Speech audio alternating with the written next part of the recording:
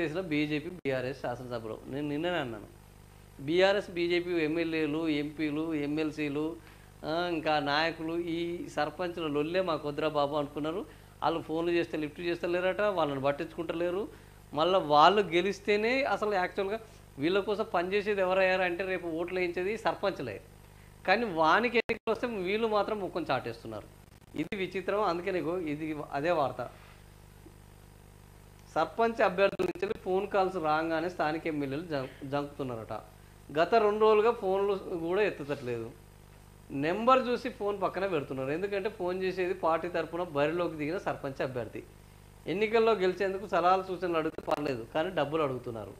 So దీంతో ఏం సమాధానం చెప్పాలో తెలియట్లేదు. ఫోన్లోనే ఎత్తడం మానేశారు. అసెంబ్లీ నియోజకవర్గంలో 100 నుంచి 120 వరకు గ్రామ పంచాయతీలు ఉంటాయి.